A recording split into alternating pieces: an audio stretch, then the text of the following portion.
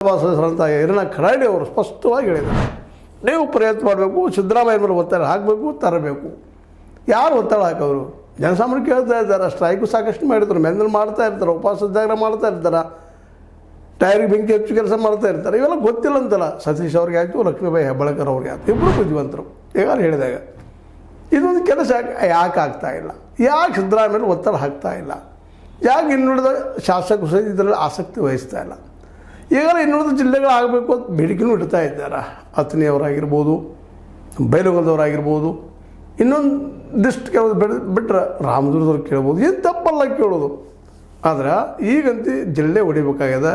ಹಲವು ದಶಕಗಳ ಹೋರಾಟ, ಗೋಕಾಕ್ ಮತ್ತು ಚಿಕ್ಕೋಡಿ ಜಿಲ್ಲಾ ಹೋರಾಟಗಾರರ ಒಂದು ಭಾಳಷ್ಟು ಮನವಿ, ಕಳಕಳಿ ಮನವಿ. ಯಾರು ಸಿಕ್ಕರು ಸಾಕ್ಷಿ ಹೇಳ್ತಾರೆ, ಯಾವಾಗ ಆಗ್ತದೆ ಜಿಲ್ಲಾ ಅಂತೇಳಿ. ಮತ್ತು ಎರಡು ಅರ್ಹವಾದಂಥ ಸ್ಥಳದಲ್ಲೇ ಇದ್ದಾವೆ. ಅಲ್ಲೇ ಹಿಂದಿದ್ದಂಥ ನಮ್ಮ ದೇವಾಗಂತ ಕತ್ತಿಯವರಾಗಿರ್ಬೋದು, ಸಂಗಪ್ಪಗಳನ್ನಂಥವ್ರಾಗಿರ್ಬೋದು, ಚಿಕ್ಕೋಡಿ ಸಭೆ ಭಾಳಷ್ಟು ಹೋರಾಟ ಮಾಡಿ ಅವ್ರನ್ನ ಹಂತಕ್ಕೆ ತಂದು ನಿಲ್ಲಿಸಿದಾರೆ. ಅವ್ರು ರಾಜಕೀಯ ಶಕ್ತಿ, ಇಚ್ಛಾಶಕ್ತಿಯಿಂದ ಒಂದು ಜಿಲ್ಲೆ ಮಾಡಲಿಕ್ಕೆ ಸಾಧ್ಯದ ಮತ್ತು ಶೈಕ್ಷಣಿಕ ಒಂದು ಜಿಲ್ಲೆಯನ್ನಾಗಿ ಮಾಡ್ಕೊಂಡಿದ್ದಾರೆ. ಸ್ವತಂತ್ರವಾದ ಮೀಡಿಯಾಗೆ ಬೇಕಾಗಿರುವುದು ಸ್ವತಂತ್ರ ಧ್ವನಿ. ಆ ಸ್ವತಂತ್ರ ಧ್ವನಿ ಉಳಿಸಲು ನೀವು ಮಾಡಬೇಕಾದದ್ದು ಇಷ್ಟೇ. ಅದೇನಪ್ಪಾ ಅಂತಂತಂದ್ರೆ, ನಿಮ್ಮ ಕೈಲಾದಷ್ಟು ಸಹಾಯ ಈ ಚಾನಲ್ಗೆ ಮಾಡಿ ಹಾಗೂ ನಿಮ್ಮ ಧ್ವನಿಯನ್ನು ಕಾಪಾಡಿಕೊಳ್ಳಿ. ಆದರೆ ಗೋಕಾಕ್ ಮಾತ್ರ ಇಲ್ಲ.